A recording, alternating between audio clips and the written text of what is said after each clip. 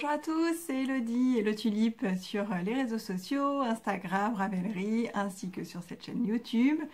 Et je suis ravie de vous retrouver aujourd'hui pour un épisode hors série, pour vous donner en fait les résultats du concours des 3000 abonnés et répondre à toutes les questions que vous m'avez posées.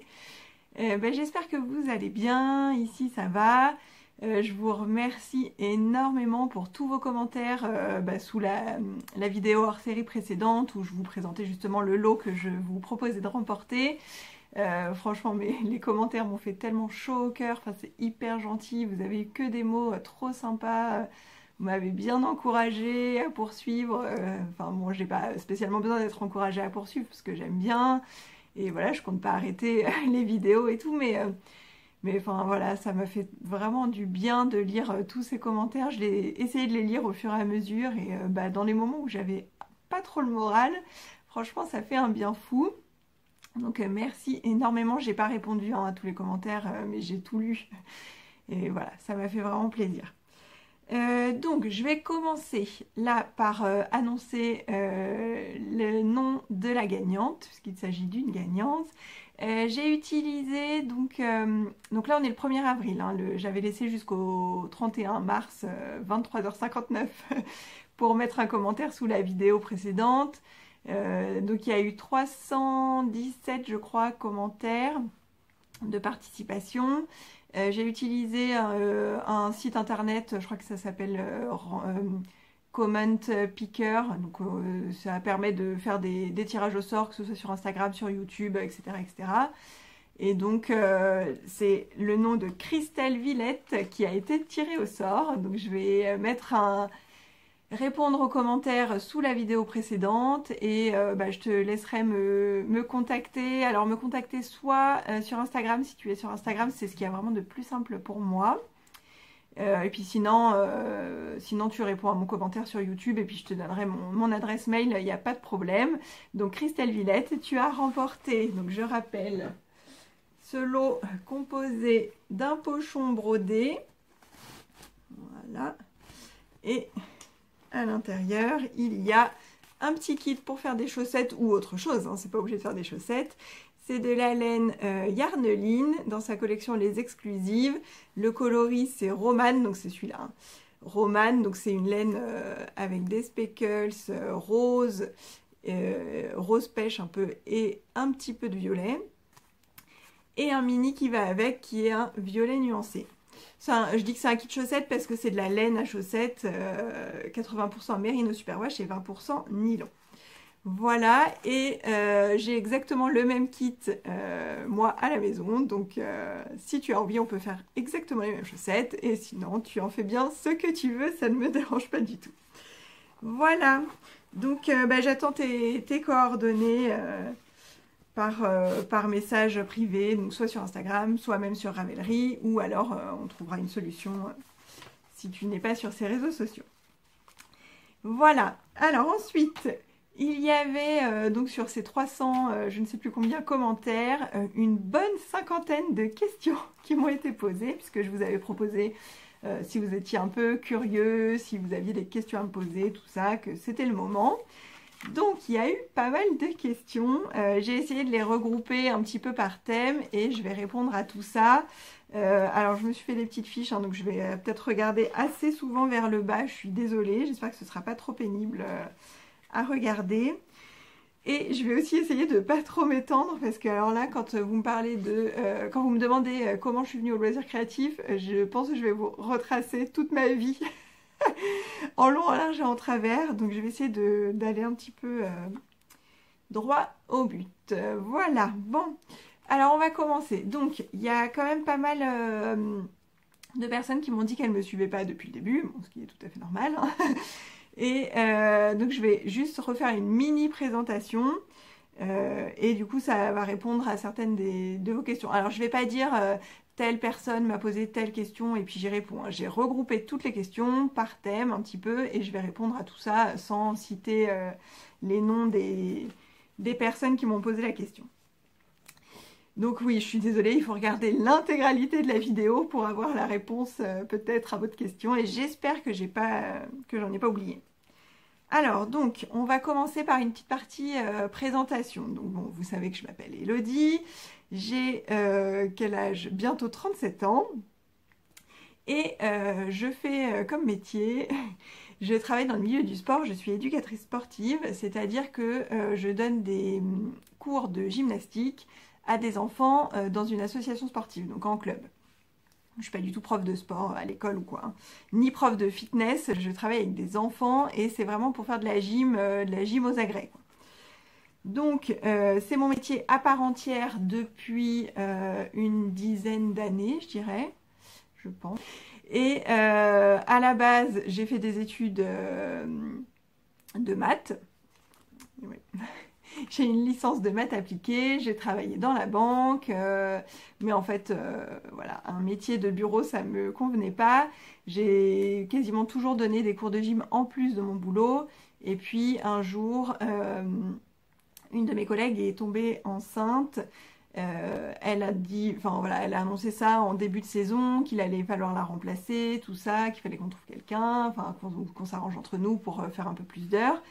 Et c'était à une période où moi, ça faisait voilà 18 mois que j'étais dans l'entreprise dans laquelle je travaillais. J'avais changé plusieurs fois et c'était souvent au bout de 18 mois que je changeais parce que j'en avais marre en fait.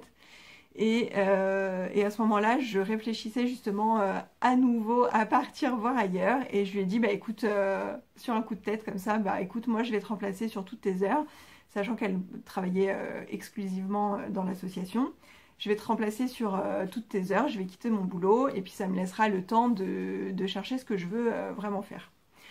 Sauf qu'après, bah, j'ai plus jamais eu envie de retrouver un boulot autre parce que c'est ce qui me plaît, parce que la gym c'est ma passion depuis que je suis toute petite. J'en fais depuis que j'ai 9 ou 10 ans. J'en ai fait pendant 7-8 ans. Après, je me suis arrêtée quelques années et puis j'ai repris. Et après, je me suis à nouveau arrêtée parce que j'ai eu des problèmes de santé. J'ai de gros problèmes au niveau du dos, donc c'est pas très compatible avec la pratique d'un tel sport.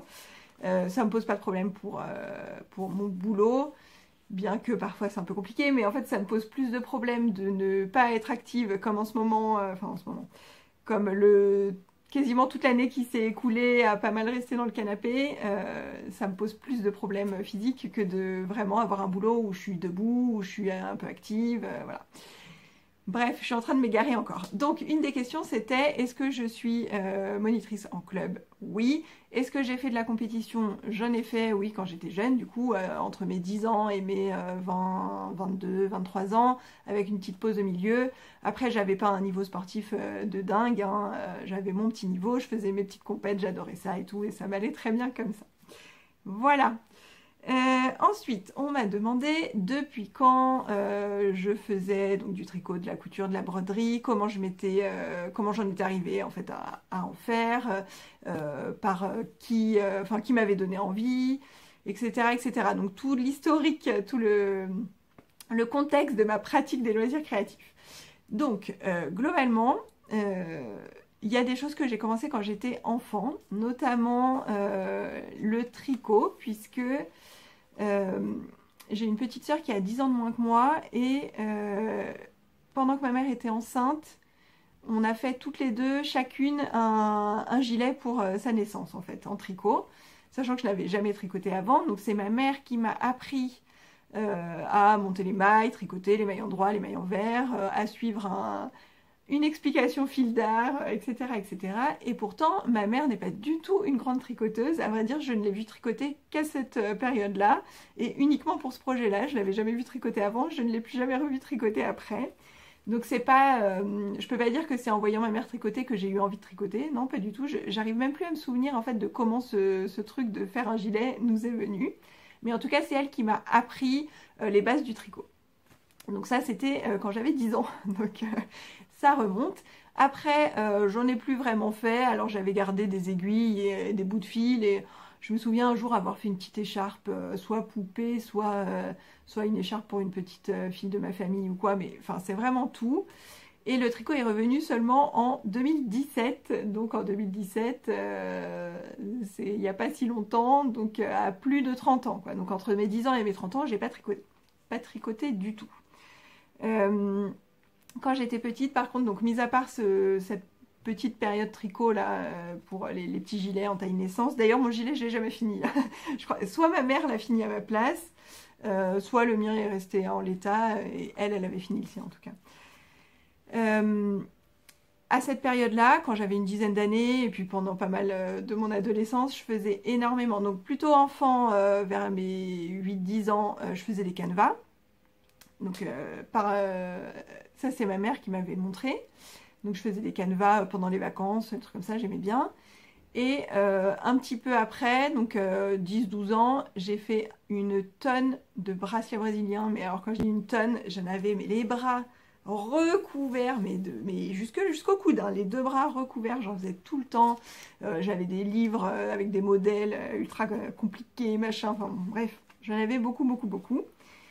Et d'ailleurs, c'est un peu comme ça que j'en suis venue à la couture. Alors, pas vraiment, c'est un gros raccourci. Mais bon, globalement, le samedi, j'allais faire les courses avec ma mère parce que voilà, on était à l'école la semaine, elle travaillait. Le samedi, c'était le jour des courses.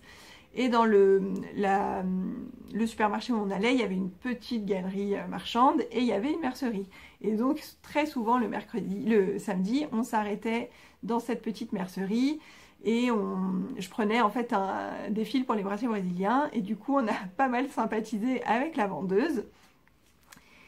Et ça a été quand? Ça a été juste après mon bac, pour me féliciter de mes bons résultats au bac. Ma mère voulait me faire un cadeau spécial. Et à ce moment-là, j'avais très envie alors pas de coudre mes vêtements vraiment, mais peut-être de modifier les vêtements que j'avais. Alors, par exemple, c'était la mode où on a commencé à avoir des hauts asymétriques avec une seule manche, et puis là, ça coupait ici, quoi. Et en fait, j'en trouvais pas vraiment dans les magasins, mais je me disais, bah tiens, avec une machine à coudre, je coupe ici, et puis je fais une couture, et puis ça marche, quoi. Bon.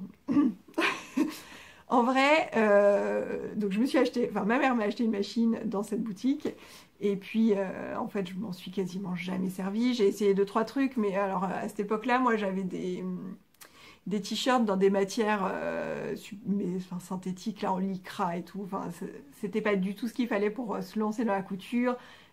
Voilà, j'avais pas pris de cours, j'avais pas de patrons, comme il y a maintenant les patrons indépendants. J'avais pas spécialement de boutique de tissu à côté de chez moi, mis à part cette mercerie, mais il y avait plutôt de la laine fil d'art, des fils DMC, des choses comme ça. Il n'y avait pas vraiment de tissu comme il y a maintenant.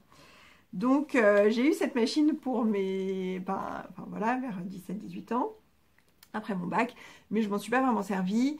Et à cette époque-là, il se trouve que j'ai pas mal déménagé après, et ça m'a suivi dans tous mes déménagements, en fait, sans que jamais vraiment je m'en serve. Mais un jour, après la naissance de mon fils Hugo, donc mon premier, alors je ne saurais plus dire exactement si c'était juste après sa naissance et que du coup j'avais pas encore mon deuxième fils, parce qu'ils ont que 17 mois d'écart, donc il n'y a pas eu une grosse période entre les deux. Donc je sais plus si c'était après la naissance du deuxième ou avant la naissance du deuxième, mais je pense que c'était quand même avant, parce que après la naissance de Valentin, j'aurais jamais eu le temps de me lancer dans quoi que ce soit en fait. J'étais tellement accaparée avec 2 enfants en bas âge, dont un qui dormait pas du tout parce qu'il avait des petits soucis de santé et tout, bon bref. Du coup, la machine à coudre était restée avec moi pendant tous mes déménagements, et puis donc après la naissance de mon premier enfant, donc en 2010, j'avais fait... bon, du coup, j'ai pas mal changé de taille de vêtements à cette époque-là, évidemment. Et j'avais accumulé des fringues qui m'allaient plus, que je mettais pas, etc. Notamment des jeans. Et en fait, je sais plus comment j'étais arrivée à chercher sur internet que faire avec des restes de jeans ou avec un vieux jean, ou voilà. Et j'étais tombée sur des petites pochettes pour transporter des voitures, pour les petits garçons, quoi, enfin pour les enfants. Et c'était une petite pochette à compartiment, donc c'était un grand rectangle comme ça, qui était séparé en 2 en longueur, qu'on repliait. Et après on le fermait en 3, et il y avait un petit bouton là. Et en fait sur la partie du bas, il y avait des petits compartiments pour mettre des voitures, il y avait 6 compartiments. Et sur la partie du haut, on pouvait dessiner ou coudre une route, enfin voilà, un truc. Et du coup, ils prenaient les petites voitures. Enfin, quand on partait par exemple au parc ou chez des amis, c'était une petite pochette qu'on glissait facilement dans le sac. Il prenait sa petite pochette avec 6 voitures et il pouvait jouer sur son mini tapis, quoi. Donc c'était top et j'ai voulu le faire. Donc je suis allée à la cave, j'ai ressorti ma machine. Je savais plus trop comment ça marchait et tout, et j'ai tout appris en fait sur internet. J'ai jamais pris de cours de couture de ma vie. Personne ne m'a jamais montré comment marchait une machine. Et j'ai vraiment tout appris sur internet. Donc j'ai commencé par ça, par ces fameuses petites pochettes à voiture. J'en ai fait plusieurs, j'en ai offert à des enfants dans mon entourage. Et juste après ça, j'ai cherché comment faire des petites trousses, des petites pochettes zippées. Et là, je suis tombée sur le blog des Lubies de Louise, qui avait un tuto pour une trousse assez simple, doublée, zippée. Et à partir de là, à partir du moment où je suis tombée sur ce blog, donc déjà c'est un blog que j'ai suivi pendant très longtemps, et j'ai commencé à me prendre au jeu des blogs couture en fait. Et j'avais une liste de blogs que je regardais quasiment tous les jours, tous les matins, j'ouvrais ma page internet et j'allais faire le tour des blogs que je suivais. Et donc il y avait notamment ce blog des Lubies de Louise. Il y avait le blog qui est maintenant Elong avec Anna, mais qui était à la base le fil à coudre d'Anna, parce qu'elle faisait de la couture à l'époque, et elle faisait pas encore de tricot. Et il y en avait pas mal comme ça, et voilà, au fur et à mesure, j'ai eu envie de tester plein de trucs, donc beaucoup de petits accessoires. J'ai commencé comme ça, par plein de petits accessoires pendant un ou 2 ans. Et puis je suis arrivée donc bien sûr à découvrir Direndo, cette fameuse marque que tout le monde connaît en couture, et là j'ai eu envie de commencer à tenter des vêtements. Voilà, mais ça c'était un tout petit peu après, puisque pour le coup je suis sûre que Valentin était déjà né et qu'on avait passé la période un petit peu compliquée de ces 6 premiers mois. Voilà, donc comment je suis arrivée à la couture, comme ça, un peu par hasard, en fouillant sur internet de qu'est-ce que je pouvais faire avec un vieux jean ou avec des vieux vêtements, en commençant par des petits accessoires, et j'ai tout appris sur des tutos sur des blogs. Voilà, et ensuite, du coup ça a commencé par la couture comme ça. Et donc je vous parlais du blog du fil à coudre d'Anna, donc qui est maintenant Elong avec Anna, et qui est une designeuse de patrons de tricot, une créatrice de patrons de tricot. Et en fait, comme je suivais son blog, à un moment, elle a commencé à montrer des pulls tricotés. Et donc c'était pas ses propres créations, c'était des patrons d'autres créatrices qu'elle tricotait quand elle s'est mise au tricot, quoi. Et ça m'a donné trop envie. Mais enfin, en fait, ça a révolutionné ma vision du tricot, quoi. Moi, j'avais gardé le tricot fil d'art, les trucs à plat, les trucs un peu en grosse laine. Et alors moi, les grosses laines, j'aime pas. Et là, non, elle montrait des trucs avec des pulls avec du jacquard, des petits pulls avec de la dentelle, des choses fines, des choses modernes. Enfin, ça n'avait rien à voir avec ce que je connaissais du tricot. Donc ça m'intéressait beaucoup, mais en même temps, je n'avais pas spécialement sauté le pas ou quoi que ce soit. Et puis, du coup, c'est en 2017, donc 1er janvier 2017, en fait, ça a été ma résolution de l'année 2017, ça a été de réessayer le tricot. Donc je suis allée dans un magasin fil d'art à côté de chez moi, j'ai pris un magazine. J'avais aucune idée de ce que je voulais faire, du coup j'ai demandé à la vendeuse un truc pour les enfants, parce que je ne me voyais pas me lancer dans un vêtement pour moi dès le départ. J'ai pris un truc pour enfants. J'ai choisi un pull avec du jacquard, mais alors pas un yoke en jacquard, non, du jacquard, un gros motif en intarsia en fait. Il y avait des triangles comme ça, 3 triangles imbriqués. Il faudrait que je vous mette une photo là, si j'arrive à la retrouver sur mon ordi. Donc un pull, ça devait être en 8 ans, je pense, un truc comme 6 ans. Je sais plus, en 2017, Hugo avait 7 ans. Donc j'ai dû faire du 8 ans. Et ça m'a mis, je pense, 6 mois à faire, non. Et en plus, sur les manches, il y avait plein de petits triangles un peu partout. Donc, bon, bref, j'avais vraiment pas commencé par un truc très facile. Mais c'est ce que j'avais envie de faire. Et moi, je suis du genre à pas trop me poser de questions. Je suis plutôt à marcher au coup de cœur. Je vois une chose qui me plaît et j'essaye de la faire. Et puis, je me débrouille. Et puis, je cherche comment on fait. Et puis, voilà, quoi. Donc, et pareil, tricot, j'ai jamais pris de cours de tricot, donc je savais comment on montait des mailles et comment on tricotait des mailles en droit, des mailles en vert, mais bon, je me souvenais pas hyper bien non plus, donc j'ai repris sur YouTube enfin voilà, hein, maintenant avec YouTube on a accès à quand même pas mal de choses, on peut à peu près tout trouver, donc j'ai suivi les explications qu'il y avait dans mon catalogue fil d'art, enfin voilà, puis ça s'est fait, ça s'est fait, en longtemps mais ça s'est fait, et puis progressivement en fait j'ai découvert les blogs de tricot, les podcasts tricot, les aiguilles circulaires, etc. etc. Oups. Désolée, on a été interrompu par le livreur. Ce sont des livres qui sont arrivés. On va en avoir besoin pendant les prochaines semaines. Donc je disais, enfin voilà, en résumé, comment j'ai appris toute seule grâce à YouTube, grâce à Internet.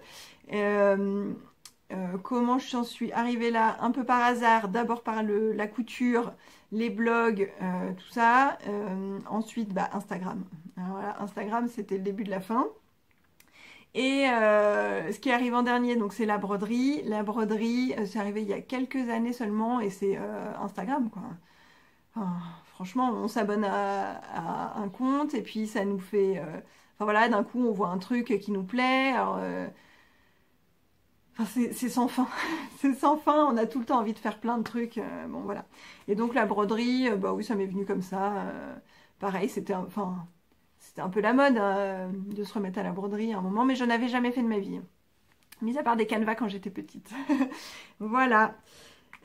Ensuite, on m'a posé des questions, deux petites questions sur la pâtisserie pour me demander s'il y aurait de la pâtisserie cette année sur ma chaîne et si c'était possible que justement je filme mes petits moments pâtisserie, que je donne des recettes à reproduire chez vous et tout. Bon c'est déjà le cas en fait. C'est déjà le cas depuis 4 ou 5 épisodes. À chaque fin d'épisode, il y a un petit bonus pâtisserie, une recette filmée, alors filmée avec les moyens du bord, hein, je suis pas une pro, je fais comme je peux. Je filme et je vous remets la recette sous la vidéo dans la barre de description écrite quoi, et je vous la mets aussi sur Instagram et comme ça voilà que vous me suivez, il y en a qui me suivent sur YouTube, il y en a qui me suivent sur Instagram, comme ça tout le monde a accès à la recette. Voilà, et Melquette me demande quand est-ce qu'on vient goûter chez toi. Quand tout ça, ce sera fini. Voilà, je n'en dirai pas plus. Parce que pour l'instant, c'est compliqué. Hein. Alors ensuite, toujours en rapport avec la chaîne YouTube, quelqu'un me demande si c'est possible que je fasse un ou des tutos pour voir comment je tricote.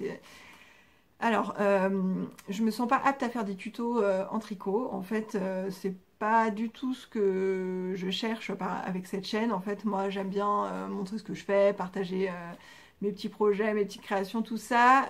Tuto tricot, je me sens pas du tout légitime. En fait, enfin, il y en a plein de tricoteuses qui sont beaucoup plus expérimentées. Comme je vous dis, quand je filme mes recettes, enfin, je fais ça avec les moyens du bord. J'ai pas une super installation. Bon, je me sens pas trop de faire des tutos tricot. Donc non, c'est pas prévu, c'est pas au programme. Après, si c'est juste me filmer en train de tricoter, c'est possible que j'insère, j'en sais rien, dans un podcast, un moment où je suis en train de tricoter, mais je ferai pas des tutos en tout cas. Enfin, en tout cas, pas pour l'instant. Peut-être que je changerai d'avis, c'est possible aussi. Alors ensuite, quelques questions spécifiques à la broderie. Je suis désolée, j'ai un peu mal à la gorge. Faut dire qu'en ce moment, je travaille à l'extérieur et je suis pas habituée. Donc comme on a parfois, on est dehors par 5 degrés et parfois on est dehors par 25 degrés, ma voix a tendance à un petit peu dérailler. Bref, question broderie. Il y a quelqu'un qui me dit que puisque le Julie Jolisonge va bientôt lancer un nouveau défi, il devrait y avoir un nouveau projet broderie bientôt chez moi. Oui, un grand oui, évidemment, j'adore les défis broderie de Julie Jolisonge et c'est comme ça que j'ai commencé la broderie. En fait, sur un salon, j'avais acheté un kit. Je vais vous en parler juste après, parce qu'après on me demande un livre ou un kit pour débuter en broderie. Alors, c'est pas forcément quelque chose que je peux conseiller, enfin, je vais juste vous dire comment moi j'ai commencé et peut-être que ça peut voilà, vous aider vous à vous lancer, mais je suis pas sûre que ce soit la meilleure façon de se lancer, en fait je n'ai aucune idée. Ce qui s'est passé pour la broderie, c'est que j'avais vu passer pas mal de photos de vêtements brodés, de petits tambours brodés, etc. etc. Soit dans les podcasts, soit sur Instagram. Et ça m'intéressait énormément, enfin ça me donnait trop envie. Voilà, mais bon, voilà, je sautais pas spécialement le pas. Il y a eu un salon, alors j'ai du mal avec les dates, j'ai du mal avec AEF, CSF, les deux salons parisiens là. Je saurais plus dire quand, etc. Mais bon, sur un salon, j'avais atterri sur des stands de broderie et en fait, je m'étais décidée à prendre un kit chez un chat dans l'aiguille qui fait des super jolis kits. Alors peut-être, non, je vais pas commencer à vous dire, je vous mettrai une photo, parce que je sens que sinon le montage ça va me prendre des heures et des heures. Mais en fait, un chat dans l'aiguille, ouais, bah, j'ai déjà cousu. J'ai déjà brodé un de ces kits avec un alpaga. D'ailleurs, c'est celui-là que j'avais pris sur le stand au salon. Et j'ai un deuxième kit avec un joli van. Enfin voilà, c'est hyper joli, c'est très coloré, etc., etc. Et en fait, la créatrice de cette marque, franchement, sur le salon, j'avais été époustouflée parce qu'il y avait un monde fou. Bah, si vous êtes déjà allé dans les salons parisiens, vous savez à quel point c'est... Enfin, je veux dire, les gens se bousculent pour accéder au stand. Il y a vraiment beaucoup, beaucoup de monde. Et moi, j'étais arrivée en disant, bah, j'aimerais bien acheter un kit, mais je sais pas lequel prendre, sachant que j'ai jamais brodé de ma vie, etc., etc. Celui-là, je le trouve super joli, mais est-ce que c'est pas trop difficile? Et en fait, cette personne m'avait pris à part et elle m'avait fait un speech, mais genre d'un quart d'heure, pour m'expliquer donc qu'elle a des vidéos sur un compte, sur une chaîne YouTube, mais en fait, il faut chercher, c'est pas accessible hyper facilement, il faut chercher sur son site pour vous trouver ses vidéos, mais donc tous les points sont expliqués en vidéo. Elle m'avait dit, ah bah il y a tel point par contre que vous n'allez pas trouver sur ma chaîne, donc attendez, je vais vous montrer comment on fait. Elle était partie chercher un tambour, un fil et une aiguille, et hop, elle a pris 5 minutes pour me montrer, alors qu'il y avait plein de clients qui attendaient, enfin c'était fou. Et du coup, j'ai trouvé ça hyper sympa et ça m'a encore plus motivée à broder ce kit.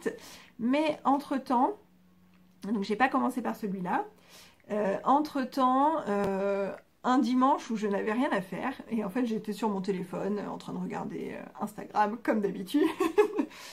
Je vois passer une story de Artezane. Donc Artezane, c'est un site de cours en ligne, de loisirs créatifs notamment. Bah, je pense que c'est que loisirs créatifs, mais bon, il y a vraiment un éventail, il y a couture, tricot, broderie, il y a du dessin, bref, il y a pas mal de choses. Et je vois une story passer en disant ce dimanche, 2 heures de cours broderie offert gratuitement. Ok, donc là j'ai tout arrêté ce que j'étais en train de faire, sachant que je ne faisais rien, hein, je glandais sur mon téléphone. Et je suis partie voir sur le site d'Artezane, j'ai trouvé un cours broderie pour débutants, enfin voilà, j'ai pas cherché bien longtemps, je l'ai lancé, hop, j'ai mis mes écouteurs et j'ai écouté ça pendant 2 heures. Et du coup ça m'a donné mais vraiment les bases de quel fil prendre, quelle aiguille prendre, comment faire une aiguillée, à combien de brins on devait broder en fonction de ce qu'on voulait. Les points de base, le point arrière, le point lancé, etc., etc. Le point de nœud, enfin j'ai vu plein de points, mais j'ai surtout vu comment préparer son fil, son aiguille, comment ne pas faire de nœud derrière son travail, etc., etc. Enfin, une mine d'informations. Et le fait d'être tombée là-dessus, je me suis dit, ok, c'est bon, demain je commence. Il se trouve qu'à ce moment-là, les défis numéro, je ne sais plus combien, je crois que c'était le défi numéro 3 de Julie Jolisonge, donc c'est un compte Instagram et elle a un blog aussi qui s'appelle Jolisonge, venait de commencer. Je l'avais vu passer, mais je m'étais pas dit, tiens, je vais me lancer comme ça. J'attendais le déclic en fait pour me lancer. J'avais mon fameux kit un chat dans l'aiguille, j'avais pas le déclic de le faire vraiment. J'avais vu passer ce défi, j'avais pas le déclic, mais voilà, le hasard a fait que ce dimanche-là, j'ai écouté 2 heures de cours broderie et le lendemain, bah, j'ai regardé ce qu'il fallait comme matériel pour faire ce fameux défi. Et je me suis lancée, c'était le mandala, donc le défi numéro 3. Je vais aller chercher mon sac à projet où j'ai brodé ça. Voilà, donc c'était celui-là. C'était donc le mandala où en fait, bah, à chaque étage, chaque petit rond, en fait, il y avait un point différent. Les points sont expliqués en vidéo. Il y a à chaque fois un mini tuto. Alors c'est sur Instagram, donc c'est un mini tuto soit en IGTV, soit même en réel ou je ne sais quoi. Bref, ça dure vraiment pas longtemps et elle nous montre comment faire à tel point. Et après, par contre, on prend les couleurs qu'on veut, etc., etc. Et donc c'est la première broderie que j'ai faite, ça s'est hyper bien passé, enfin vraiment j'ai trouvé ça super chouette. J'ai rattrapé le défi au fur et à mesure parce que j'étais à fond, parce que c'était le début, etc. etc. Donc voilà, quand on me demande par quoi commencer, si on débute totalement, je dirais un cours artisan, ça peut être vraiment pas mal parce que ça donne vraiment des bases précises et voilà, c'est bien. Les défis de Julie Jolisson, je les conseille à tout le monde, c'est vraiment top. Enfin, moi j'adore le fait de broder un petit bout pendant 3 jours et puis un autre. Enfin voilà, les étapes comme ça avec plein de monde en même temps, enfin c'est toujours hyper motivant. Et puis après, j'en ai profité pour vous prendre un kit, donc un chat dans l'aiguille. Et du coup, ça se présente comme ça. Il y a le dessin qui est déjà imprimé sur du tissu, il y a l'aiguille, il y a les fils. Alors voilà, les fils, ils sont tous ensemble. Et après, à l'intérieur, il y a un livret pour nous dire, donc, telle partie, vous la brodez avec telle couleur et tel point, etc., etc. Mais il y a moins d'explications sur la façon de faire les points. Il faut aller chercher ces vidéos, donc sur son site, normalement, il doit y avoir un lien vers les vidéos.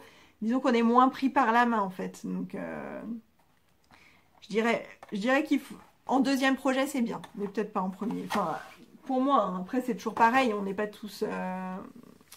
On marche pas tous de la même façon. Donc, voilà pour la broderie. Et donc, oui, le défi broderie numéro 7 de Julie Jolisonge, évidemment que je vais le faire. Je suis en train de le préparer, j'ai reçu mon tissu, je sais exactement ce que je vais faire et tout, je vous en parle très bientôt. Ensuite, j'ai eu des questions sur la couture. Que coutu en ce moment? Alors, en ce moment... Alors là, à l'heure actuelle, avant même de tourner, je suis en train de faire des lingettes démaquillantes qui ne sont pas pour moi, qui sont pour offrir. Ça, c'est un petit projet très rapide. Et en ce moment, je suis à la recherche de la blouse parfaite pour moi, pour ma morphologie. Et j'ai du mal à la trouver pour le moment, mais ça va venir. Du coup, voilà, je couds plein de blouses parce que enfin, il y a pas mal de patrons que j'avais en stock, en pochette, en PDF, déjà imprimés, pas décalqués, etc., etc. Enfin, j'en avais pas mal, je dirais en tout 7 ou 8. Et je suis en train de faire des toiles de chaque patron pour voir s'il y en a une qui me convient bien et que j'aurais envie de décliner dans tous mes beaux tissus dans lesquels je n'ose pas couper. Voilà, donc pour l'instant, je fais des toiles de blouse. Mais comme j'ai quand même une grosse passion pour le jersey, j'intercale quand même avec des petits projets t-shirts, sweats, etc., etc. Ensuite, as-tu un patron de chemisier favori? Alors là, gros joker parce que je n'ai jamais cousu de chemisier. J'ai cousu une chemise pour mon fils quand il était en maternelle. Ça a été un de mes premiers projets et pourtant, pied de colle, boutonnière, tout ça, c'est quand même pas ce qui est le plus simple. Mais pour moi, non, j'en couds pas. Ça viendra peut-être parce que là, dans mes blouses... Alors du coup, blouse chemisier, c'est toujours un peu... Enfin, pour moi, dès qu'il y a une patte de boutonnage, en fait, c'est un chemisier, mais c'est souvent appelé blouse. Alors du coup, j'ai prévu de coudre la blouse Thelma de Anna Rose Pattern qui a des boutons devant. Donc, est-ce que ça peut être un chemisier? Oui, mais sinon, j'en connais pas d'autres. En fait, enfin si, j'en ai vu passer plein, chez Atelier Scamit, il y en a plein, etc., etc. Mais je peux pas dire que j'en ai un favori parce que je n'en couds pas. Ensuite, est-ce que j'ai un ou des livres favoris en couture? Alors, il y a couture et tricot, mais du coup, je parlerai du tricot après. Moi, globalement, j'ai pas énormément de livres couture et tricot. C'est pas ce que je privilégie parce que souvent dans un livre, enfin, c'est rare que dans un livre, j'aime beaucoup de patrons en fait. Alors après, je ne sais pas si on me demandait un livre plutôt de technique ou plutôt un livre de patron ou n'importe. Je n'ai pas de livre vraiment de technique en tricot, en couture, pardon. On est sur la couture. J'ai pas de livre technique en couture, juste j'ai le livre Coudre le stretch, mais en fait je l'ai toujours pas ouvert. Donc voilà. J'ai le livre Drest d'Irendo. Mais pour l'instant, je n'ai cousu qu'un seul patron, la robe, et j'ai même pas vraiment étudié la partie justement où on parle d'étudier sa garde-robe, de sa morphologie, trouver les couleurs et les formes qui nous vont, etc., etc. À vrai dire, je ne me suis pas vraiment plongée dedans. un livre de patron que j'aime bien, c'est celui-ci, Ma garde-robe à coudre pour toute l'année de Atelier Charlotte Ozou. Alors, à vrai dire, pour le moment, je n'ai fait que le sweat octobre. Donc, en fait, c'est un livre où des tenues sont déclinées pour chaque mois de l'année. Et voilà, ce que j'ai fait, moi, pour le moment, c'est ça. Le sweat octobre. Donc, je suis restée sur quelque chose de très, très simple. Après, il y a des robes, il y a un pantalon, il y a des jupes, il y a des hauts, il y a vraiment un peu de tout. J'aime beaucoup les petites jupes. Alors, je crois... Alors, en mars, c'est une mini-jupe. Et je crois que celle que je préfère, c'est la jupe mai. Je suis désolée de feuilleter comme ça pendant des heures. Voilà. J'adore cette jupe. Et je pense que je vais la faire prochainement. Les feuilles sont tombées. Mais voilà, j'ai pas fait grand chose dedans, mais j'aime bien le principe de ce livre. Ensuite, comment choisis-tu les modèles couture que tu réalises? Alors, que ce soit en couture, en tricot, en broderie, en tout, je suis très très très influencée par Instagram. Comme je vous disais, bah, en fait c'est vrai, hein, je passe beaucoup de temps sur Instagram. Ça sert à rien de se mentir et de se voiler la face. Je passe énormément de temps sur Instagram et... Bah, du coup, sur Instagram, je suis abonnée à pas mal de comptes de marques de couture, de tricot aussi, de broderie aussi, de tissus, etc., etc. Et donc, je suis abonnée à pas mal de marques de l'univers de la couture. Du coup, je vois passer plein de trucs et quand je vois passer un truc qui me plaît, paf, j'enregistre et puis j'y reviens quand c'est le moment. Donc, c'est comme ça que je trouve l'inspiration, en fait. Dans les podcasts aussi, même si les podcasts, j'en regarde nettement moins qu'avant. Hein. Avant, je pouvais en regarder tous les jours. Maintenant, non. J'ai un peu moins envie, en fait, tout simplement. Mais globalement, oui, c'est comme ça que je trouve les idées. En fait, je vois passer un projet sur quelqu'un que je trouve super beau. Et puis, bah, voilà, je m'en inspire. Comme tout le monde, on s'inspire tous de ce qu'on voit, en fait. Voilà, une technique couture que tu aimes beaucoup. Alors moi j'adore coudre, assembler à la surjeteuse les tissus extensibles, hein, les tissus mailles, le jersey, le tissu sweat et tout et tout.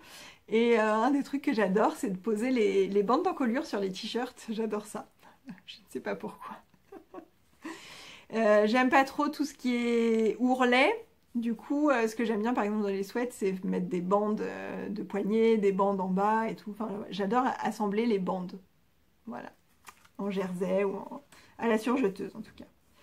On m'a aussi posé une question sur le sac, sur mes sacs à projet, parce que je fais plusieurs, enfin voilà, ça fait plusieurs fois que je vous montre des sacs à projet. Les sacs à projet comme ça, format pochon, qui se ferment avec des liens. La première fois que j'en ai fait, je me suis servi du tuto sur le blog du nid de la linotte. J'essaierai de vous remettre en dessous le lien. Sinon vous tapez sur Google le nid de la linotte et vous tapez tuto pochon, je pense. Et du coup, elle montrait comment coudre un pochon. Un sac format pochon. Et donc moi je me suis servi de ce tuto quand j'ai commencé à vouloir en coudre. Et puis après je l'ai un peu adapté avec les dimensions que je voulais, en rajoutant des poches à l'intérieur ou en changeant 2-3 trucs pour le montage, pour me faciliter le montage, parce qu'il y a des choses qu'on aime plus ou moins faire quand on coud, etc. etc. Voilà, donc ça c'est un tuto que j'aime beaucoup et qui est très bien. Voilà pour la couture. Ensuite, on va parler tricot. Et alors là, il y en a des tonnes et des tonnes de questions. La question qui est revenue le plus souvent, c'est combien de temps tricotes-tu par jour ou par semaine? Alors ça, c'est quelque chose qu'on me demande très très très souvent. Alors, en ce moment, c'est particulier. Depuis un an, j'ai pas mal été en chômage partiel. Je ne peux pas toujours travailler avec les fermetures, etc. etc. Donc c'est très particulier. Mais j'ai plutôt envie de vous parler de mon rythme habituel, même si ça fait un an que ce rythme habituel est complètement chamboulé. Mon rythme classique au niveau de mon travail. Donc moi, je travaille dans une activité extrascolaire, c'est-à-dire que je travaille après l'école ou le mercredi et le samedi. Donc ça veut dire et c'est mon travail à temps plein, même si c'est pas un temps plein au sens 35 heures par semaine et 5 semaines de congés par an. c'est mon unique job. Et du coup, voilà, la journée, je suis à la... Donc la journée en semaine, lundi, mardi, jeudi, vendredi, la journée, je suis à la maison. Je m'occupe quand même beaucoup de mes enfants, hein. Je les emmène à l'école, je vais les rechercher, c'est moi qui les emmène à leurs activités s'ils en ont, et après, je pars travailler. Donc ma journée à moi, elle se passe de 9h à 16h, quoi. En gros, sachant que dans ces 9h à 16h, il faut que je gère tout ce qui concerne la vie de famille, la vie de la maison, faire les courses, le ménage, enfin le linge, le machin, le truc, enfin gérer l'administratif de la maison, etc., etc. C'est moi qui fais tout ça puisque c'est moi qui suis le plus disponible, qui travaille le moins d'heures dans la semaine. Donc c'est logique. Du coup, non, je ne passe pas mes journées à tricoter. Même si je pense pas qu'on m'a posé la question pour ça. Hein. C'est pas du tout une critique par rapport envers les gens qui m'ont posé cette question. Mais en fait, je tricote pas tant que ça la journée quand je suis à la maison. Mais du coup, je tricote pas non plus tant que ça le soir puisque le soir, je travaille. Quand je travaille le soir en semaine, il y a certains jours où je rentre très tard, à 22h, et certains jours où je rentre un peu plus tôt, vers 20h30, 21h. Globalement, j'adore tricoter le midi, juste après manger. Alors, il faut savoir que comme je mange toute seule chez moi, et que déjà je prépare donc tous les goûters pour mes enfants, je prépare le repas du soir l'après-midi pour que quand mon mari rentre, il n'ait pas à s'en occuper, il est juste à... Voilà, réchauffer, gérer les enfants. Il est déjà tout seul le soir à gérer les enfants, donc voilà. Donc je cuisine quand même beaucoup dans la journée déjà. Donc moi j'ai pas envie de me faire à manger pour moi le midi. Donc soit je mange des restes, soit je mange une tranche de jambon, un bout de pain. Enfin voilà, je mange très très mal le midi. Et surtout je mange en 5 minutes parce que je déteste perdre du temps pour manger. Donc ce que j'aime bien c'est faire tout ce que j'ai à faire de un peu pénible le matin, manger en 5 minutes. Et après manger, je me pose avec un thé. Et souvent, je regarde un podcast ou un truc. Bref, je regarde ou je lis en ce moment aussi. Et pendant 1 heure et demie, je tricote. C'est mon moment de pause dans la journée. Et après ça, il faut que je m'active pour être sûr qu'il y a un goûter de prêt pour les enfants, que le repas du soir soit prêt et que à 16h, quand c'est l'heure d'aller chercher les enfants à l'école, comme après ma journée va vraiment commencer, tout doit être prêt en fait. J'ai plus rien à faire après, j'ai plus le temps. Voilà, donc mon moment de pause tricot dans la journée, c'est juste après manger, en début d'après-midi, c'est la digestion quoi, c'est l'heure de la sieste. L'heure de la sieste, moi, c'est du tricot. Voilà, donc globalement je tricote 1 heure, maximum 1 heure et demie quand je regarde un podcast très très long. Maximum 1 heure et demie tous les midis, lundi, mardi, jeudi, vendredi. Le soir, en principe, je ne tricote pas, sauf le mercredi et le samedi, où là je ne tricote pas du tout le midi parce que je travaille toute l'après-midi en partant assez tôt, juste après manger. Mais je rentre aussi un petit peu plus tôt, donc je tricote plus le soir. Sinon, quand je travaille le soir, en gros, quand je rentre, je suis un petit peu fatiguée, je mange, je me pose, je regarde mon téléphone, je regarde une série avec mon mari à la télé, et dans ces cas-là, je tricote un peu, mais vraiment une demi-heure, 1 heure maximum, quoi, pas beaucoup. Voilà, et sauf le mercredi et le samedi, où là, le soir, je tricote un peu plus, un peu 1 heure et demie, comme ce que je fais le midi habituellement. Et le dimanche, là depuis un an, le dimanche j'ai tout mon temps pour tricoter, même s'il y a d'autres choses à faire, les devoirs des enfants, etc. etc. Mais voilà, j'ai plus de temps pour tricoter, donc je peux tricoter 2 heures dans la journée, même 3 heures, ça m'arrive. Mais sinon, habituellement, le dimanche, il y a aussi quasiment un dimanche sur 4 où je suis en compétition, donc où je suis pas du tout là. Je me lève à 6h du mat, je rentre à 21h et je suis pas du tout là, donc je ne tricote pas du tout. Voilà pour mon rythme de vie. Voilà. Donc, je dirais maximum 2 heures par jour. Voilà. Sur toute une semaine, maximum. Ouais, gros maximum 14-15 heures, c'est vraiment... Mais plus, je pense que ça tourne plutôt autour de 10 heures. Évidemment, depuis un an où je travaille moins, ça peut m'arriver de tricoter un peu plus, mais en fait, pas tant que ça. quelqu'un me disait qu'en fait elle avait découvert mon compte par l'intermédiaire de Magdalena, Triple L de Mag, à qui je fais des grands coucous. Et du coup elle me demande si moi aussi je fais du tricot lecture et si oui, depuis quand. Alors, il faut savoir que je lisais beaucoup quand j'étais enfant. J'ai été dégoûtée de la lecture à l'adolescence, en fait, par les lectures imposées à l'école qui ne me plaisaient pas du tout. Et du coup, je me suis complètement détournée de la lecture. Et là, j'ai repris il y a seulement quoi, un an. Hein, ça fait que un an que je me remets vraiment à lire. Et est-ce que je fais du tricot lecture? Un petit peu. J'ai pas mal du coup remplacé les moments en début d'après-midi, là quand je vous dis que c'est ma pause digestion que je tricote avec un thé, où je regardais a priori un podcast tous les jours quasiment. Et en fait là il y a, voilà, parfois je regarde un podcast et parfois à la place je lis. Mais enfin voilà, ça m'arrive de faire du tricot lecture, mais c'est pas du tout systématique comme ça peut l'être pour Magdalena. On me demande une technique de tricot que j'aime particulièrement, ma technique préférée. Du coup, moi il y a vraiment beaucoup de choses différentes que j'aime dans le tricot. Je peux aimer le tout jersey quand je suis fatiguée. Ça me dérange pas du tout en fait de tricoter que du jersey, c'est pas un problème, même si parfois je trouve ça un peu ennuyeux. Mais je peux pas dire si j'ai une préférence pour la dentelle, pour les torsades, pour la brioche, pour le jacquard. J'adore tout ça en fait. En fait, ce que j'aime dans le tricot, c'est la diversité. Donc j'aurais du mal à dire quelque chose que vraiment je préfère. J'adore la brioche parce que je trouve ça hyper méditatif, hyper détendant. J'adore le jacquard parce que ça reste que des mailles endroits et moi j'aime pas trop les mailles envers, donc c'est super. Et en même temps, ça me permet de tricoter avec mes deux mains parce que je tricote avec le fil à droite. Mais je sais tricoter aussi en continental les mailles en droit, sans problème. Par contre, j'ai beaucoup plus de mal avec les mailles en vert. Et du coup, le jacquard, tout à l'endroit, ça me permet de tricoter avec mes deux mains. C'est assez fluide, j'aime bien. Mais en fait, il y a plein de trucs. Enfin, j'aime tout en tricot. Et par contre, ça rejoint une autre question qu'on m'a posée sur mon montage préféré pour les chaussettes. Et du coup, ça serait peut-être la technique précise que je préfère en tricot, c'est le German Twisted Cast On. Mais normalement, vous le savez déjà, j'arrête pas de le dire. En fait, à chaque fois que je fais des chaussettes, à chaque fois que je commence un projet par les côtes, je monte mes mailles en German Twisted Cast On. J'aime ce montage, pas spécialement parce qu'il est ultra élastique. En fait, non, il n'est pas si élastique que ça. Mais moi, pour les chaussettes, il est suffisamment élastique pour que je puisse passer mon pied sans problème, mais que ça tienne bien au niveau de la cheville. Parce que j'aime bien commencer mes chaussettes par la cheville. Et en fait, j'aime bien le faire.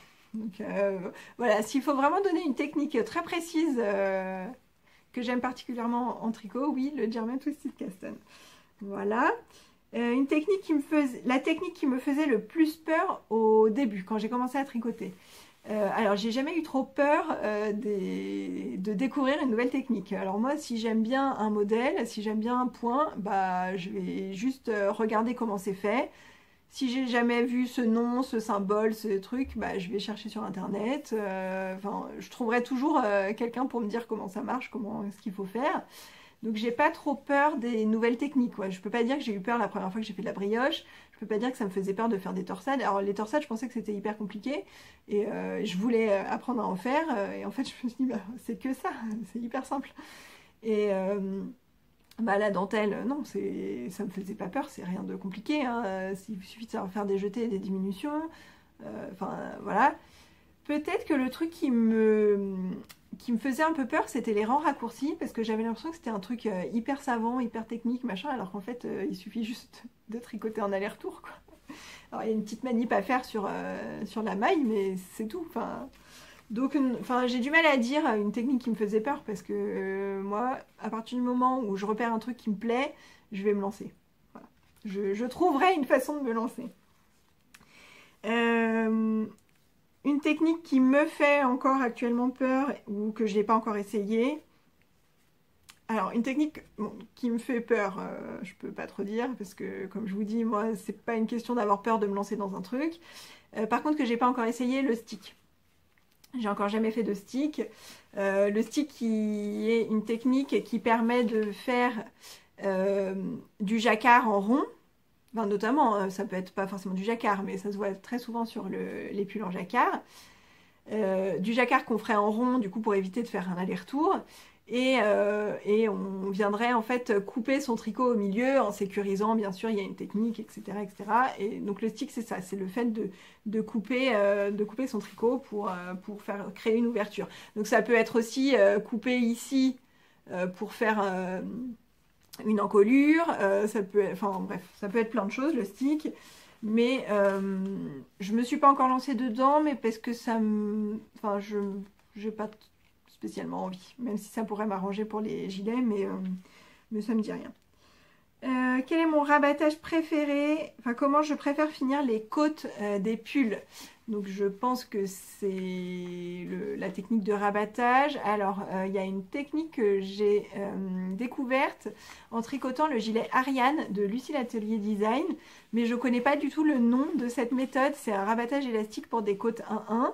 Et en fait ça consiste à contrarier les mailles, c'est-à-dire qu'une maille en droit on va la tricoter à l'envers, et en fait en la faisant passer d'une aiguille à l'autre, on remet le fil devant ou derrière, et en fait ça permet de faire une jolie finition. J'aime beaucoup, ça reste assez élastique, mais c'est pas non plus un rabattage ultra méga élastique, mais ça donne une jolie finition que j'aime beaucoup.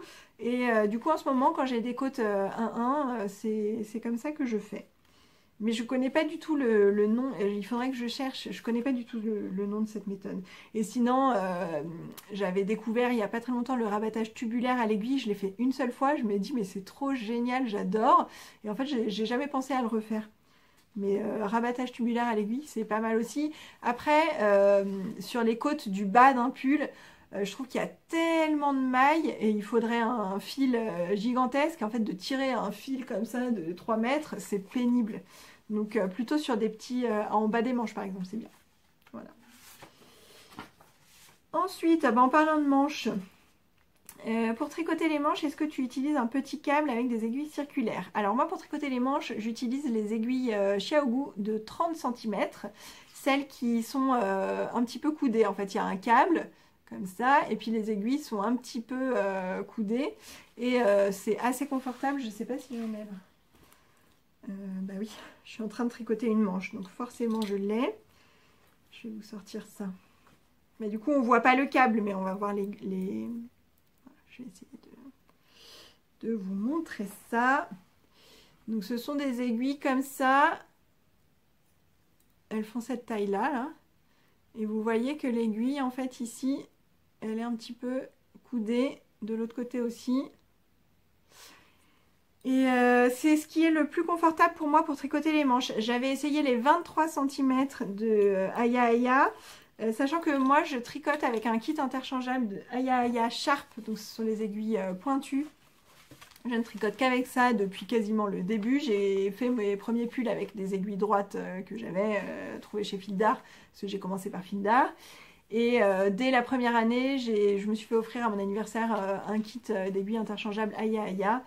Et je n'ai plus jamais tricoté avec autre chose. Du coup, le Sharp bien pointu. Ce que je reproche aux aiguilles 30 cm de Xiaogu, c'est qu'elles sont pas assez pointues pour moi. Donc une manche avec de la dentelle, c'est un tout petit peu plus compliqué. Mais sinon en jersey, ça va très bien. Et donc j'avais au début les aiguilles 23 cm de Aya Aya, donc elles sont plus petites que celles-ci. Et la partie aiguille est très petite et du coup j'ai du mal à mettre mes mains dessus, mais je les utilise quand même pour à partir du moment où je suis arrivée aux côtes des poignets, puisque sinon sur les 30 cm ça me fait trop étirer mes mailles. Voilà. Et sinon, bon, le Magic Loop ne me dérange pas, mais pour les manches, depuis que j'ai mes aiguilles 30 cm, je trouve que ça va quand même beaucoup plus vite. Ensuite, on me demande ce que je préfère tricoter, c'est-à-dire quelle association laine projet est vraiment un kiff, etc., etc. Alors moi, ce que je préfère, c'est les pulls en fingering. Donc ça, c'est vraiment ce que je pourrais tricoter à vie, en fait, tout le temps. Je pourrais ne jamais m'en passer. Donc un pull en fingering et si possible avec un petit motif. Mais alors pas forcément un motif entièrement sur le pull, parce que j'aime bien pouvoir me reposer avec un peu de jersey. Mais donc soit un yoke en jacquard, soit un panneau de torsade ou de dentelle, ou les deux. Voilà, je pense que c'est vraiment ce que je préfère. Et j'aime bien avoir aussi un peu de chaussettes à côté. Mais oui, vraiment, mon truc préféré en tricot, c'est les pulls en fingering. Pourquoi est-ce que tu n'aimes pas faire des gilets? Parce que je n'aime pas faire des mailles en verre. En fait, je suis très, je sais pas, c'est un geste qui me convient moins. Je suis plus lente sur les rangs en verre et j'ai l'impression qu'un rang en verre me prend des années-lumière. Et du coup, ça n'avance pas, ça monte pas et ça me décourage. Voilà, tout simplement. C'est juste pour ça. Et aussi, si, aussi, parce que j'aime pas coudre les boutons à la fin. Je déteste ça.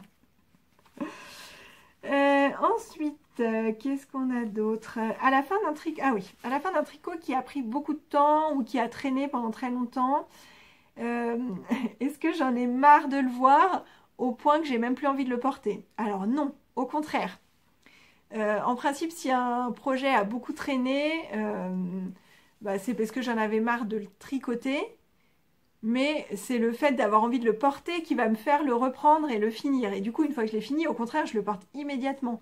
J'en ai marre de le tricoter, mais j'en ai pas marre de le voir, en fait. Souvent, c'est plutôt... je le laisse traîner parce que le process tricot m'embête. Mais j'ai tellement envie de le porter qu'à un moment ou l'autre, je vais le finir. Et le porter tout de suite. Voilà. Ensuite, ça j'ai répondu... Emmènes-tu ton tricot au boulot entre deux cours? Alors, ça m'est arrivé. Donc à mon travail, tout le monde sait que je tricote. Mes collègues me suivent sur Instagram. J'en ai beaucoup qui sont plutôt intéressés, qui me posent des questions sur ce que je fais. J'ai toujours des super retours hyper positifs. C'est génial, machin. Enfin voilà, j'ai aucun problème à tricoter en leur présence. Il se trouve que la plupart de mes collègues sont aussi des amis. Hein. On est une grande famille, on se connaît depuis longtemps.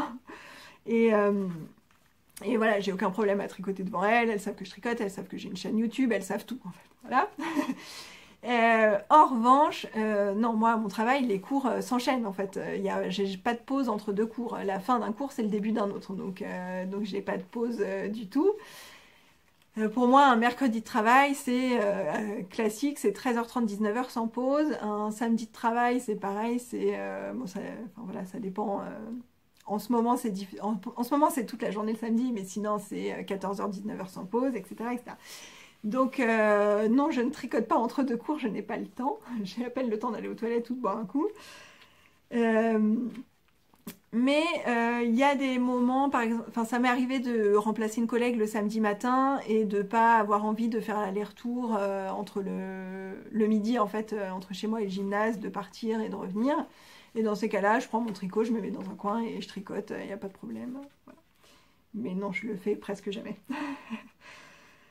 Ensuite, est-ce que tu cherches longtemps le futur modèle que tu vas faire, par exemple sur Ravelry ou autre, ou est-ce que tu puises dans une réserve de créateurs préférés qui sont pour toi des valeurs sûres? Alors, en principe, j'ai pas vraiment besoin de chercher pendant très longtemps.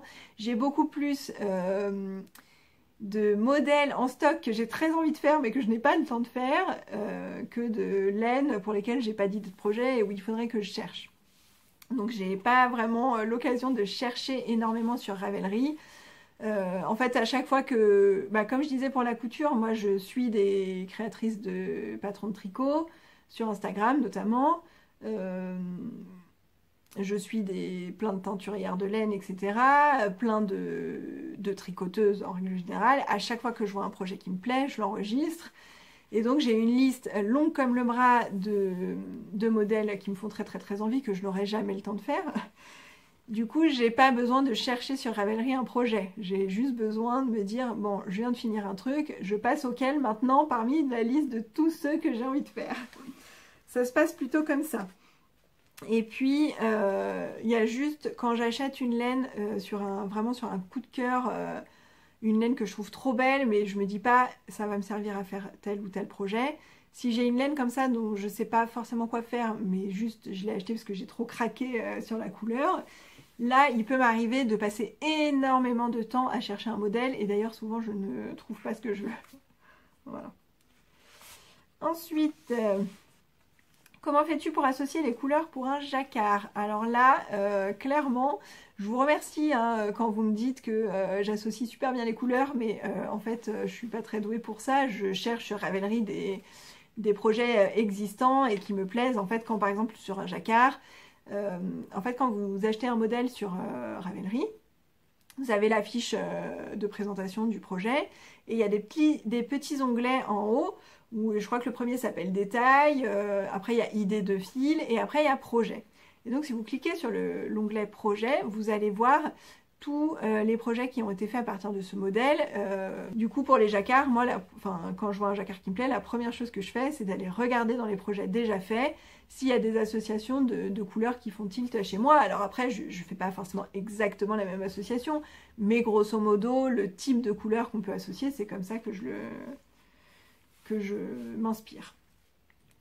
Est-ce que tu tricotes des fois des pulls que tu imagines? Alors non, je ne l'ai jamais fait, mais c'est un projet, là en ce moment ça fait depuis mi-décembre que j'ai en tête un pull.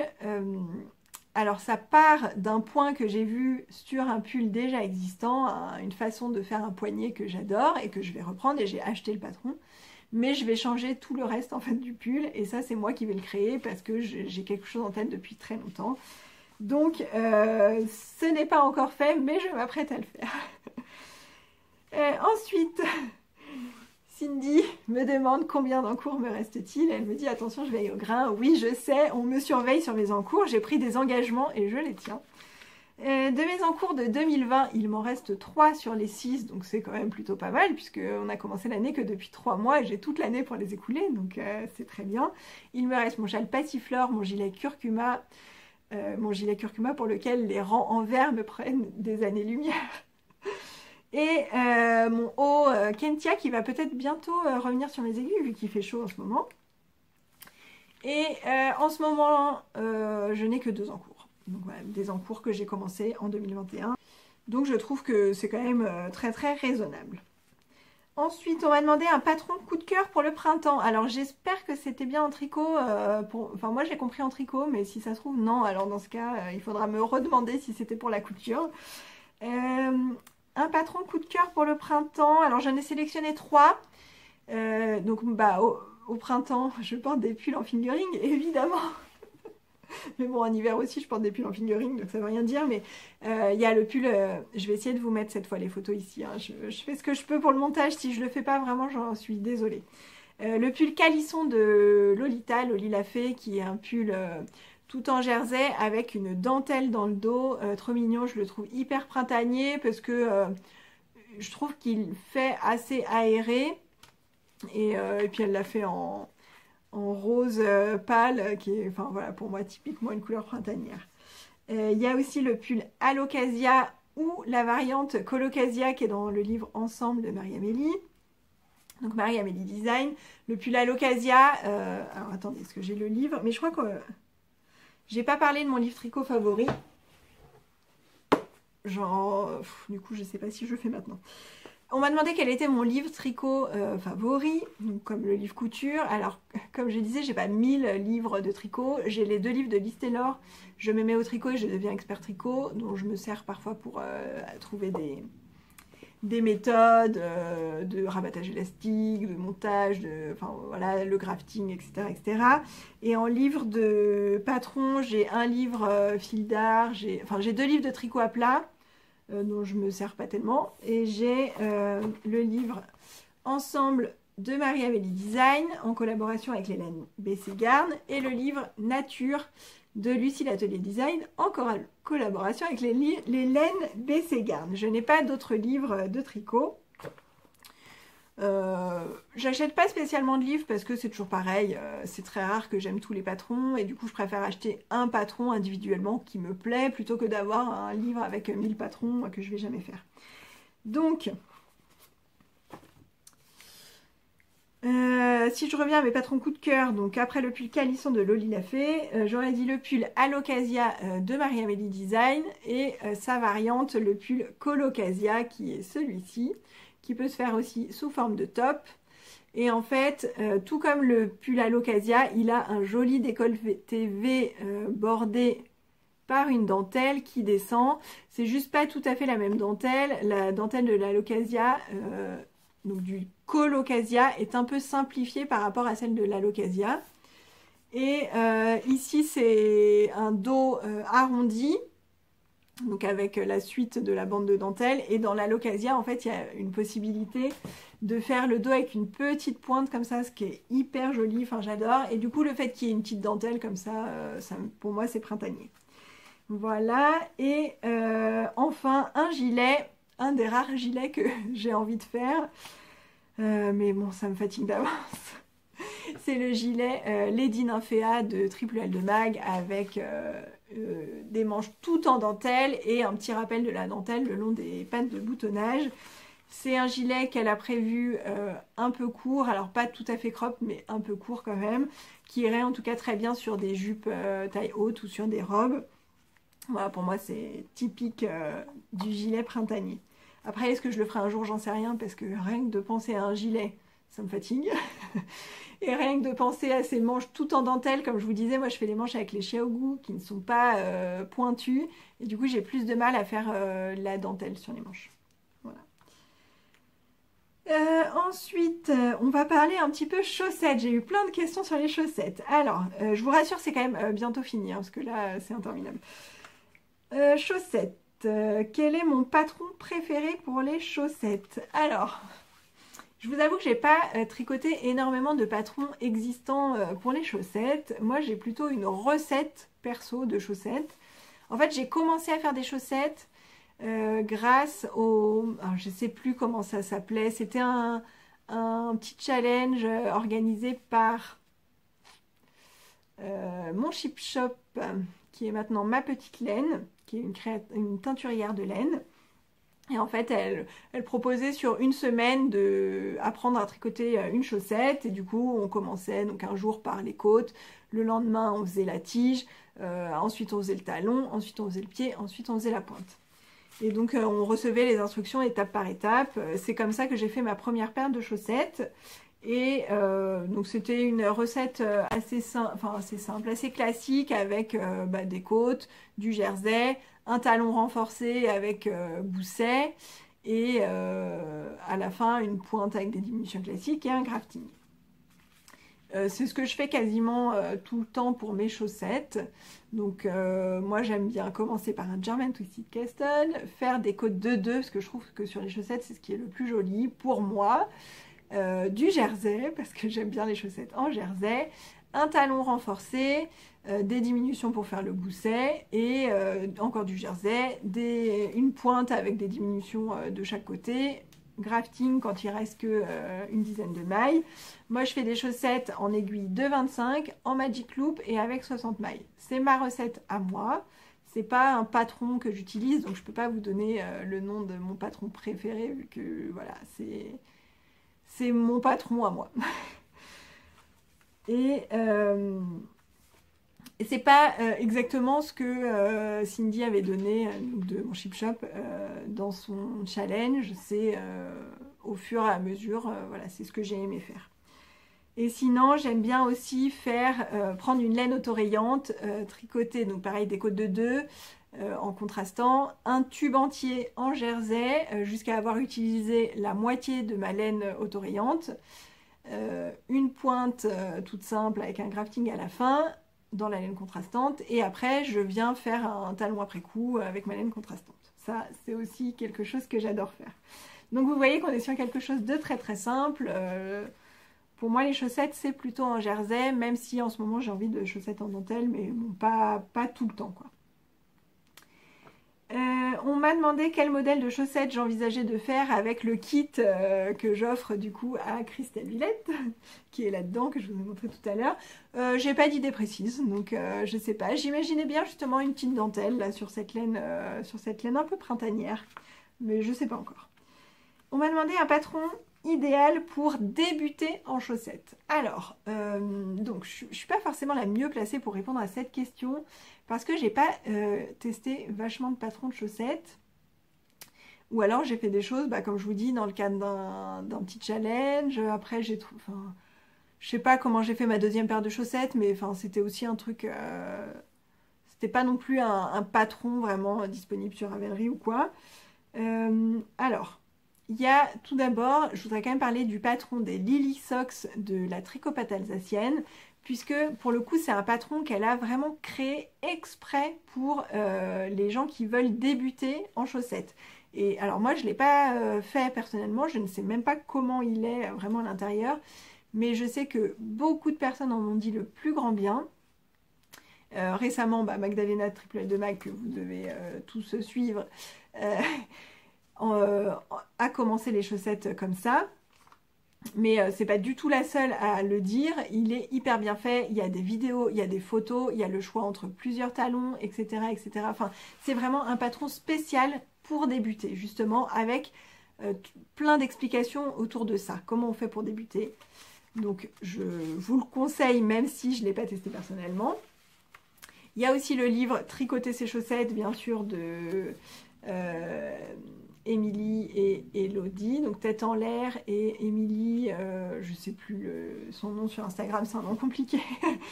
Voilà, mais pareil, je n'ai pas le livre, je ne l'ai pas vu, mais bon, voilà, tout le monde a l'air de dire que tout est quand même très très bien expliqué, qu'il y a les avantages, les inconvénients de chaque talon, de chaque construction, du haut vers le bas, du bas vers le haut, etc., etc. Et sinon, il y a Chantal du compte Talou Bobinette qui a écrit sa petite recette de chaussettes, toute simple, alors qui ressemble pas mal à la mienne, ce que je vous disais, des côtes, une tige en jersey, un talon renforcé avec gousset, le pied en jersey et la pointe et un grafting à la fin. Et comme elle avait beaucoup de questions sur justement un patron pour débuter en chaussettes et elle comment elle les faisait et ceci et cela, elle a fini par écrire la recette et elle les met, elle l'a mis en ligne sur Ravelry à disposition gratuitement. Ça s'appelle les chaussettes Turbobinette. J'essaierai de vous mettre le lien en dessous. C'est très bien, enfin ça vous fera vraiment une paire de chaussettes très simple sur laquelle vous pouvez mettre après tous les points que vous voulez, que vous imaginez. Alors, le patron est écrit pour 64 mailles et après si 64 mailles c'est trop grand ou trop petit pour vous, il suffit de rajouter par multiple de 4 en fait et ça marche très bien. Voilà. On me demande aussi le patron idéal pour débuter en pull. Alors, je suis pas très bien placée non plus pour répondre à ça parce que, comme je vous disais, moi j'ai commencé par un pull fil d'art à plat avec couture, avec du jacquard intarsia sur le corps et sur les manches. Donc autant dire que c'est pas du tout ce qu'on conseillerait pour une débutante. Et j'ai un peu de mal avec ce système de un patron pour débuter en fait, parce que comme je vous disais, moi je vois un patron qui me plaît et je me lance, et si je sais pas un truc, je vais chercher ou je vais demander ou ceci ou cela. Donc le patron spécial débutant, c'est pas trop mon domaine, on va dire, mais je pense que vous trouverez votre bonheur, notamment chez Long avec Anna. Je pense au pull Suzy, qui est un pull en déca, tout entièrement en jersey, avec une encolure quand même jolie. Et en revanche, celui-là, il est fait en tenant deux fils, donc un fil de fingering et, en mérino par exemple, et un fil de mohair. Je conseille plutôt, quand on n'a jamais fait de pull, quand on débute en tricot, de prendre un seul fil, un fil déca qui fera l'échantillon voulu, quoi. Je dirais que oui, chez Elong avec Anna, vous devriez trouver votre bonheur. Je sais que ces patrons sont toujours très bien expliqués, et je crois que le Suzy, elle l'a conçu vraiment pour les débutants, justement. Voilà, on va parler un peu de laine. Donc, alors juste toujours sur les chaussettes, on me demande si j'ai réussi à convaincre monsieur pour la paire de chaussettes. Parce que pour la petite histoire, il n'y a pas très longtemps, mon mari me disait oh, les pulls que tu te fais, enfin plus ça va et plus je trouve ça beau et tout, enfin c'est vraiment top, machin, et rien. Bon, il fait pas la différence entre couture et tricot, hein, donc parfois il va me dire ça pour un t-shirt que j'ai cousu, comme pour un pull que j'ai tricoté, il voit pas la différence. Mais bon, bref, c'est pas le sujet. Et du coup, il me dit, oh, plus ça va, et plus je me dis que j'aimerais bien que tu me fasses un truc. Et il a cru, il m'a même dit, je vais te dire un truc qui va te faire plaisir, j'aimerais bien que tu me fasses un truc. Alors, comment te dire que si tu me demandes de te faire un pull en tricot, ça va pas hyper vachement me faire plaisir, parce qu'il me faudra quand même des années-lumière pour le faire. Et du coup, je l'ai essayé plutôt de l'orienter vers les chaussettes. En plus, j'avais fait à ce moment-là des chaussettes pour mon fils Valentin qui les adore. Et je lui dis, tu vois, c'est bien les chaussettes, apparemment c'est hyper confortable. Mais non, il dit que les chaussettes, c'est pas forcément ce qui lui conviendrait. Donc pour l'instant, il m'a rien demandé d'autre. J'avoue que je n'insiste pas, que je laisse couler, que j'attends de voir. mais je vais plutôt partir sur un sweat cousu que sur un pull en tricot. Et la paire de chaussettes, je lui ferai peut-être l'hiver prochain s'il la fera au pied. Voilà. On va parler de laine. Donc, quelle est ma laine préférée? Alors ça, c'est une question qui est revenue très souvent sous différentes formes. Parmi toutes les laines de teinturière indépendante que je présente, est-ce qu'il y en a une que j'ai aimée plus que les autres? J'aime beaucoup, beaucoup, beaucoup le mérino de Angélique de Woolies Cane. C'est un mérino qui est très gonflant, qui est très doudou, que j'aime beaucoup, qui est hyper doux. Ouais, là vraiment, il y a beaucoup de laines de teinturière que j'adore et c'est difficile de dire une plutôt que l'autre parce que je les aime beaucoup et que j'ai toute envie de les mettre à l'honneur. Mais celle-ci, ouais, je l'aime vraiment, vraiment beaucoup. Celle qui tient le mieux dans le temps, justement. Alors, celle-ci tient très bien dans le temps, hein, mais il y a aussi, ça c'est un truc que j'ai remarqué, la laine de Cécile de La Féfile, son mérino superwash classique, c'est celle-là que j'ai tricotée. Elle tient hyper bien, enfin, il n'y a pas une bouloche, c'est nickel, la couleur est toujours aussi parfaite, enfin, nickel. Et ensuite, quelle base je préfère, quelle épaisseur et base je préfère. Du coup, bon, moi c'est la fingering, définitivement fingering, fingering, fingering. J'aime beaucoup le mérino, je suis très sensible à tout ce qui est alpaga, mohair, tout ça je peux pas, ça me pique énormément. Donc mérino, mérino, mérino. Et j'adore quand en plus il y a du yak dedans parce que ça fait des couleurs super jolies. J'aime bien, c'est doux et tout, enfin j'aime beaucoup. Mais j'aime aussi en ce moment le mérino de non superwash que je trouve vraiment très doux également et très moelleux, voilà, j'aime bien. Voilà. Enfin, y a-t-il un festival laineux auquel tu rêves d'aller et pourquoi? Alors, j'aimerais beaucoup aller au Fil de la Manche. Alors, je suis pas spécialement attirée par les festivals étrangers, puisque moi, je ne parle pas bien anglais du tout. Donc, j'ai l'impression que, en fait, enfin, ça m'apporterait rien, puisque j'aurais du mal à communiquer. Donc, alors oui, à part voir des laines différentes de celles que j'ai l'habitude de voir en France, oui. Mais en fait, si j'ai pas le côté communication, bah, ça va me bloquer. Donc j'en profiterai pas. Et donc, en France, le festival auquel je rêve d'aller, c'est le Fil de la Manche. J'y suis jamais allée, j'aurais dû y aller en 2020 quand tout finalement a été fermé et que ça a été annulé et j'étais vraiment dégoûtée. Je sais que c'est un festival que tout le monde a beaucoup beaucoup beaucoup apprécié. J'avais prévu de voir en vrai les laines de Catherine, de Madeleine et Philibert que je rêve de voir en vrai. Ce sont des laines que je n'ai pas encore tricotées, j'en ai eu qu'une fois dans un tricot, c'était un reste que Caro du compte Simélo m'avait donné pour les vœux laineux et c'était de la Big Sock que j'ai trouvé hyper douce pour une mérino nylon très classique. En fait, je l'ai trouvée plus douce que les autres et en fait, il y a beaucoup de coloris qui me plaisent, que j'ai déjà repérés sur le site internet, mais j'ai besoin de les voir en vrai. En fait, j'ai pas le déclic de celui que je veux commander, que je veux acheter en ligne.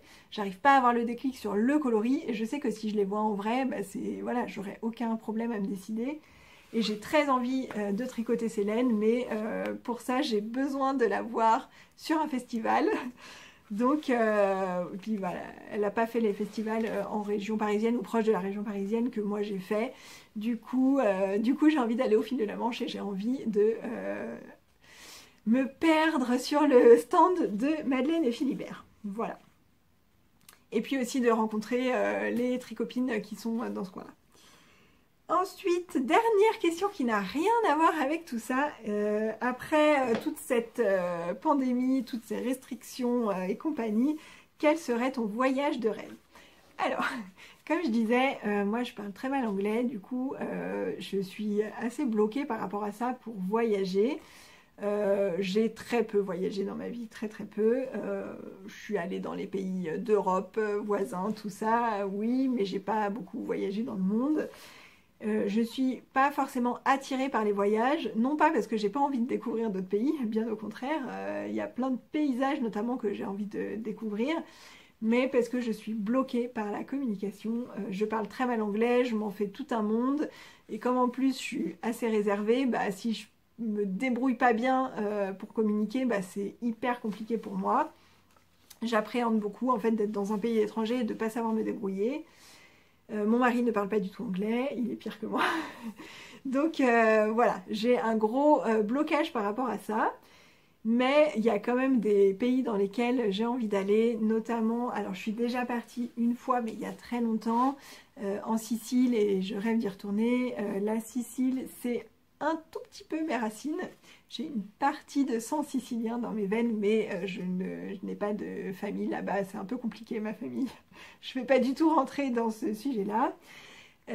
Mais voilà, ça représente une partie de mes racines et j'avais adoré découvrir l'Etna, j'avais adoré découvrir la vallée des Temples, enfin c'est... Bref, il y a plein de choses en Sicile qui me plaisent énormément et j'ai très très très envie d'y retourner, notamment avec ma mère, avec mon mari, avec mes enfants, enfin bref, voilà. Et sinon, un peu plus loin dans le monde, j'aimerais... Je suis pas du tout attirée par l'Asie.